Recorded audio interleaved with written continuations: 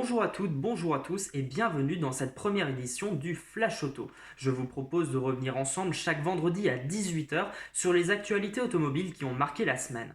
Et on débute cette édition avec Peugeot et la Peugeot 508, mais pas n'importe quelle déclinaison de la 508 puisqu'il s'agit de la 508 PSE pour Peugeot Sport Engineered. Cette version musclée de la berline Socialienne s'est offert quelques tours de roue en Espagne. L'info a été révélée par le constructeur lui-même dans une vidéo publiée sur Twitter le 28 avril.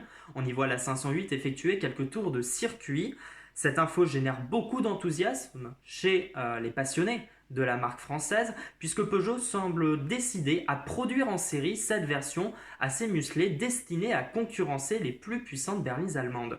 Sous le capot du concept qui avait déjà été présenté se trouvait un 1,6 litre turbo essence couplé à un moteur électrique d'une puissance de 400 chevaux au total. Mais pour le moment, aucune info concrète n'a été révélée pour une production en série. On imaginait aisément que la 508 reprendrait la déclinaison e-Tense de la DS9 avec une motorisation forte de 360 chevaux. Affaire à suivre donc pour cette petite berline française qui pourrait devenir la plus puissante de la production actuelle avec sa cousine la DS9. La BMW série 5 G20 au catalogue depuis 2016 va s'offrir un restylage. C'est en tout cas ce qu'ont montré des photos publiées dans les revues spécialisées et également sur les réseaux sociaux. BMW a offert une cure de jouvence à sa grande routière statutaire. On y voit la berline toujours aussi élégante mais avec une face avant remaniée, beaucoup plus fine et qui s'inspire de celle de la série 3 actuelle. Les feux sont affinés, la calandre est allongée, la signature lumineuse est retravaillée. En tout cas, les changements principaux se concentrent à l'avant de l'auto. L'arrière, lui, reste plus mesuré dans ses changements avec une signature lumineuse retravaillée et également un bouclier remanié. Autre nouveauté, mais cette fois-ci incertaine, sur Instagram, des photos d'un petit coupé estampillé BMW ont été dévoilées. Il pourrait s'agir certainement de la future série de coupés, mais aucune information n'a été donnée par la marque.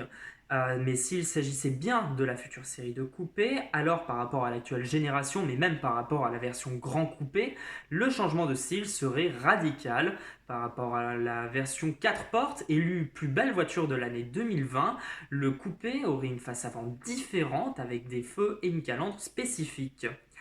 Les feux arrière sont également entièrement relookés, ainsi que les boucliers.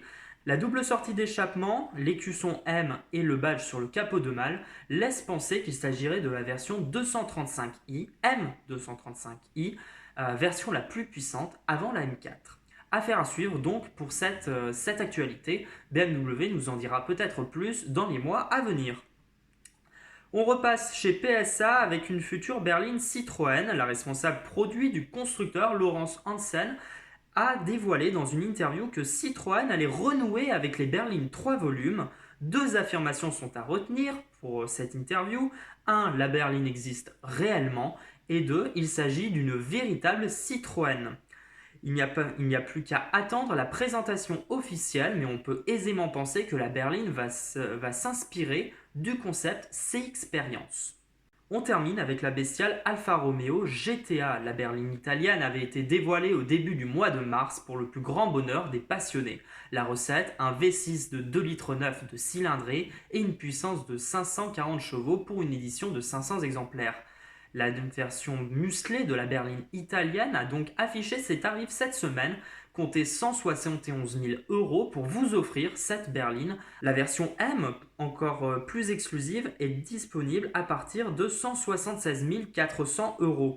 Pour ce prix, les clients disposent d'un accompagnement personnalisé du début à la fin de la commande, et également d'un cours de conduite et d'une housse sur mesure pour protéger la voiture une fois au garage.